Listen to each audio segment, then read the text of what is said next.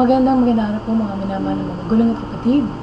Sa channel na to kung saan po sinasagot ng Diyos ang mga katanungan sa puso't isip natin sa magitan salita po niya, Biblia. So ngayon pag-usapan po natin ay napaka-exciting tungkol po sa isang lugar po na gusto natin lahat puntahan. So ang pamagat po natin paksa, pareho lang ba ang langit sa paraiso? Tatlong beses po ginamit sa Bagong Tipan, lalo na po sa English Standard Version ng Bible, ang salitang paraiso, at bawat isa po sa kanila tumutukoy po sa langit o pamamalagi sa presensya ng Diyos. Sinabi po ni Jesus na sa magnanakaw po sa krus, ngayon din magkakasama tayo sa paraiso. Mababasa niyo po yan sa Lucas 23:43. Saan pupunta si Jesus sa araw na yon? Sa langit. Ibig sabihin po, tinanggap ng Panginoon ang pananampalataya ng lalaking nasa krus at naglaan ng kaligtasan sa Kanya noong ding araw po na yon sa langit, kasama ang Panginoon. Nang kinikwento po ni Apostol Pablo tungkol sa makalangit po na pangitain niya, sinabi po niya, buksan po natin yung nakalagay po dito, sa 2 Korinto, 1, talatang,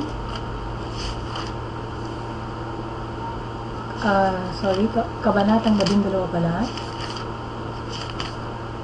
talatang 3. Sabi niya rito, may 14 na taon na ang nakalaraan nang dalhin ako sa ikatlong langit. Kristiyano na ako noon. Hindi ko matiyak kung nasa katawan ako noon o sa spirito lamang. Ang Diyos lang ang nakakaalam. Okay, so dito po, maging si Pablo, hindi sigurado kung nasa langit siya o hindi. Pero dinidescribe niya ang langit na paraiso. Sa pahayag po 2:7, ginamit pong salitang paraiso ng Diyos para tukuyin ang lugar kung saan maninirahan ang mga mananampalataya. Mukhang magkaparehang lugar po ang langit at paraiso ayon sa Biblia. Maliwanag din po sa kasulatan na bawat mananampalataya na namamatay ngayon, diretso po sa langit at paraiso. Pinangako po ni Jesus sa magnanakaw ngayon. Makakasama niya ang Panginoon sa paraiso.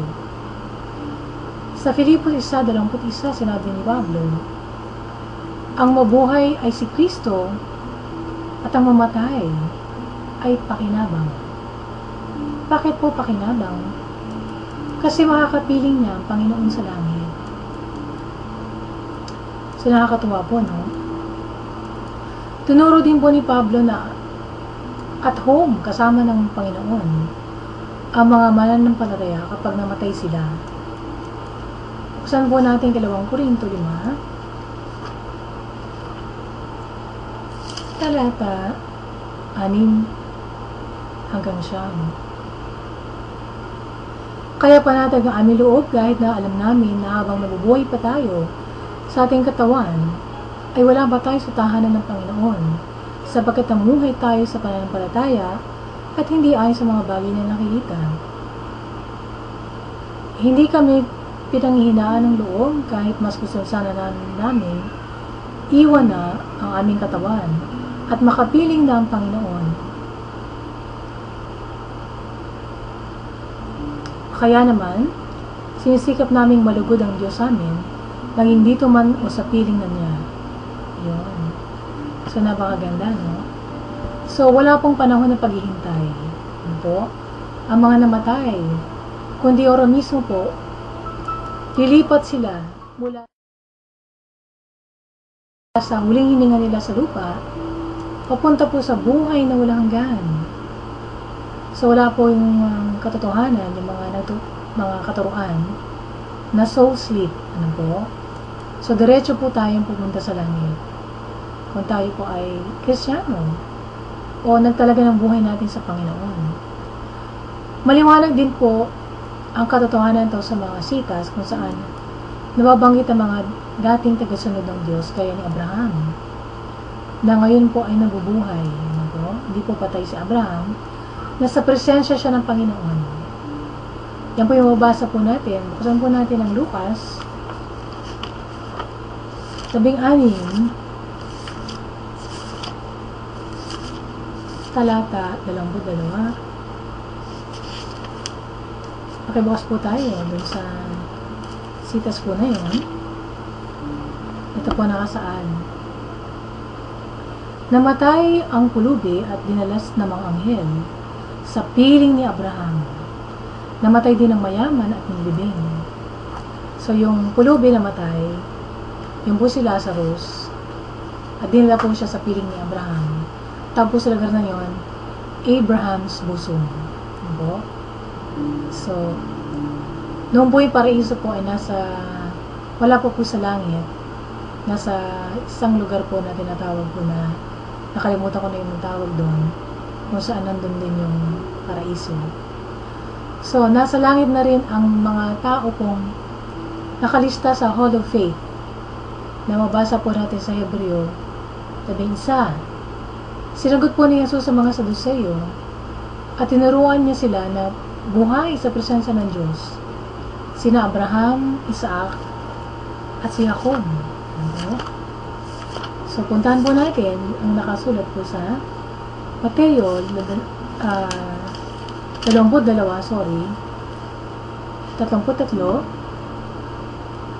hanggang 32, mahaba-haba po ito. Nang araw din yun, lumapit at nagtanong kay Jesus ang ilang mga Saduceo, mga taong hindi naniniwala sa muling pagkabuhay. Sinabi nila, Guro, sinabi ni Moises na kapag ang isang lalaki namatay, na walang anak sa asawa niya, dapat pakasalan ng kanyang kapatid ang naiwan niyang asawa para mag-anak sila para sa kanya. Noon ay may 7 magkakapatid na lalaki rito sa amin. Nag-asawang panganay at namatay na walang anak. Kaya ang byuda ay napangasawa ng 2 kapatid. Pero, namatay din siya na wala silang anak. Ganon din ang nangyari sa 3 hanggang sa 7 kapatid. At kinalaunan, namatay din ang babae. Ngayon, sa araw ng muling pagkabuhay ng mga patay, sino po ba ang magiging asawa ng babaeng iyon? Dahil, napangasawa siya ng 7. Sumagot si Jesus, maling-mali kayo. Dahil hindi nyo naunawaan ang kasulatan at ang kapangyarihan ng Diyos. So ito yung paborito ko pong talata. Ang ugat po ng pagkakamali po o error na spiritual ay kawalan ng kaunawaan sa salita ng Diyos at kaunawaan po tungkol sa kapangyarihan ng Diyos. Sapagkat sa muling pagkabuhay, hindi na sila mag-aasawa. Magiging tulad sila ng mga anghel sa langit. Tungkol naman sa muling pagkabuhay, hindi niyo ba nabasa sa kasulatan ang sinabi ng Diyos sa inyo? Sinabi niya, ako ang Diyos nila Abraham, Isaac, at Jacob. Hindi sa Diyos ng mga patay, kundi ng mga buhay. Nang marinig ito ng mga tao na bangha sila sa kanyang pagtutuo. So, yung mga yumao po na manampatalaya kay Jesus, ano po? Mga Kristiyano, buhay po sila ngayon. Buhay na buhay sila sa presensya nating Panginoon. Tumutukoy po sa parehong lokasyon ng paraiso at langit sa banal na kasulatan. Lahat po ng mananampalataya na pumanaw ngayon o pumapanaw ngayon, tumidiretso po sa paraiso at tumitira sa presensya ng Diyos magpakailanpaman. Sabi po ni Pablo, ang mamatay ay pakinabang. Ano? Basahin po natin ang Filipos 1:21. Sabi dito,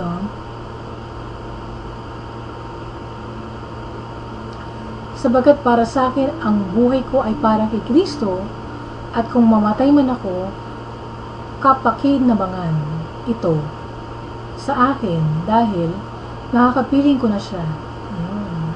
So, ganyan po ang attitude ng isang tunay na Kristiyano. Kasi kilala niyang Panginoong Jesus, tama po? So, kung isang tao nakipag-isa sa Panginoong Jesus, sigurado po yun na kapag namatay siya, mabubuhay siya sa presensya ng Diyos. Tama? Kaya hindi po tayo takot mamatay, tayong mga Kristiyano. Darating pong panahon na yung Antikristo po darating. At pipilitin niyo po lahat ng tao na magpatatak. Nang tatak ng halimaw sa noo at sa kamay. Ano po? So, meron pong ilalagay po sa kamay po natin, kaya sa noo po natin. Ano po? Natatak ng halimaw o mark of the beast. Ano po? At ito po yung RFID chip. Ano po? Na ngayon nilalabas nila bilang Obamacare. Ano po? Pero pagdating po ng panahon na yon, ng tinatawag na tribulation, ang mga tao po na mga Kristiyano ay babantaan po ng mga tauhan po ng Antikristo. Ano po? Na kung hindi nila tatanggapin ang tatak, sila po ay papatayin, pupugutan ng ulo.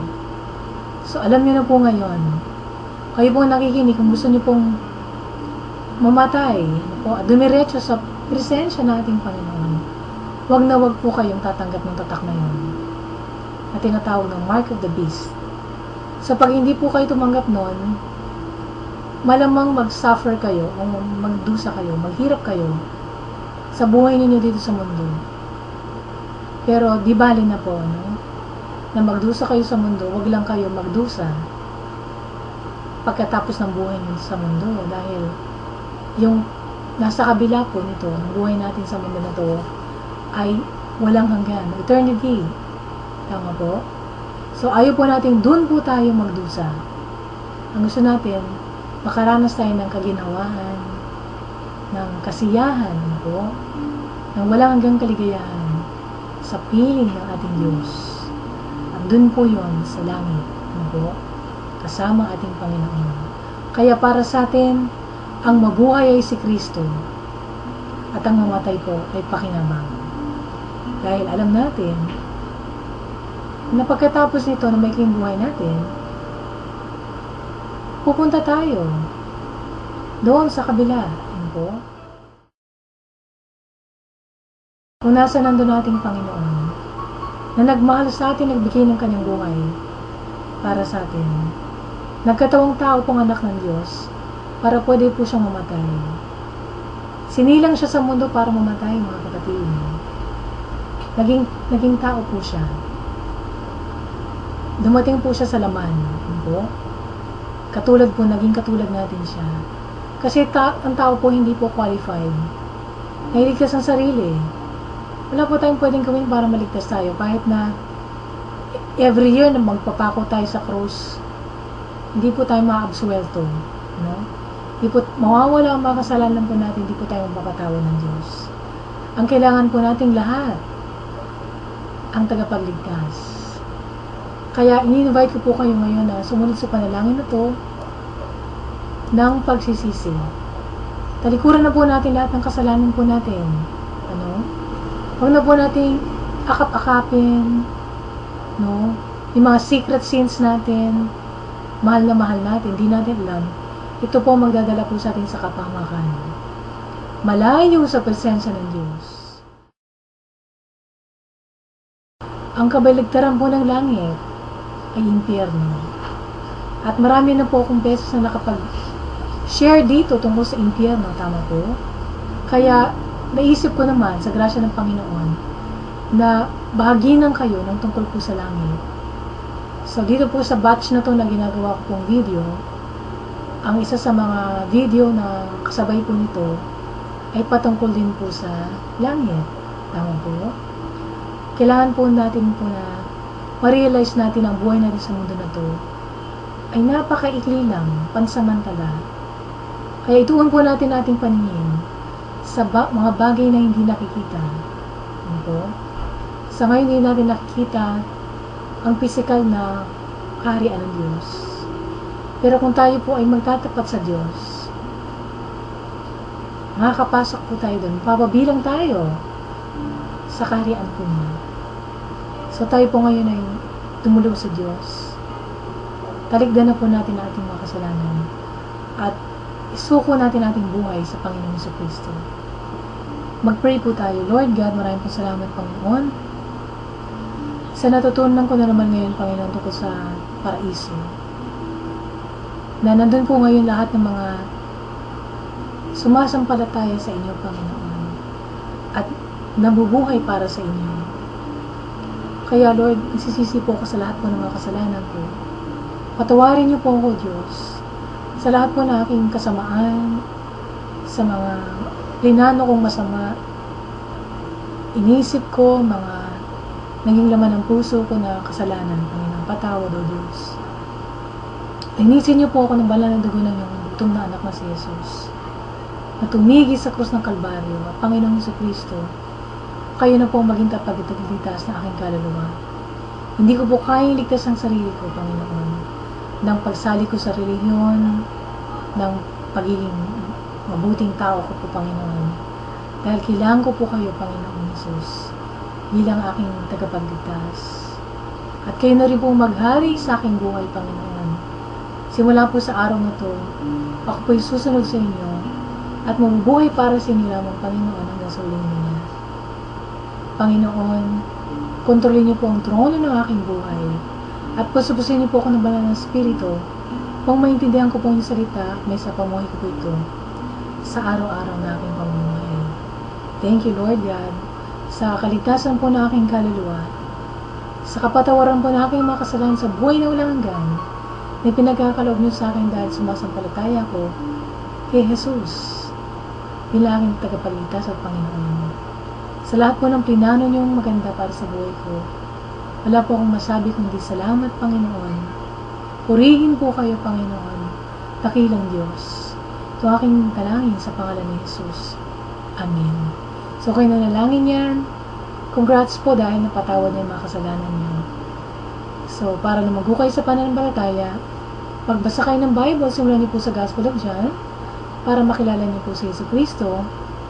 At sumunod po, maghanap kayo ng church na kung saan po ang pangalan ng Panginoon lang tinataas. Hindi kung sino-sinong santo, hindi pangalan ni Mama Mary, hindi pangalan ng founder, ginagawang kapantay na anak ng Diyos, kung sinasabi nila na appointed son of God, wala pong ganun.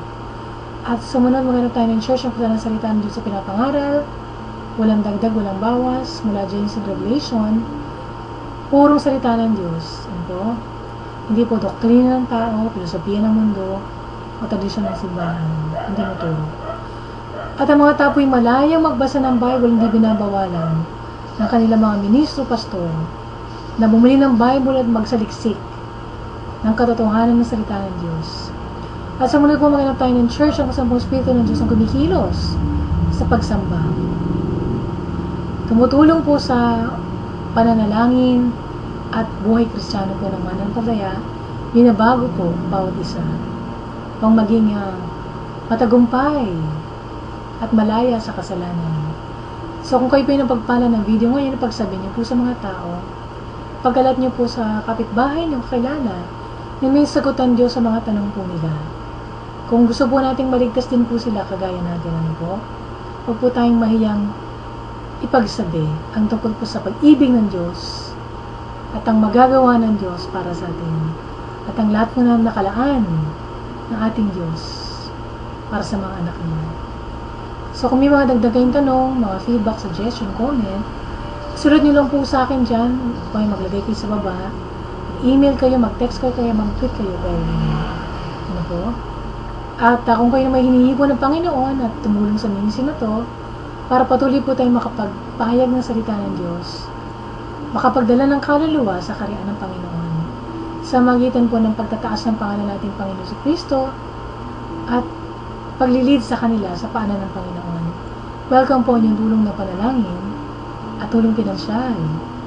So, kung kayo po ay pumapasyal po sa channel na to, buksan nyo rin po yung homepage dahil doon po meron ako mga sinishare din po ng mga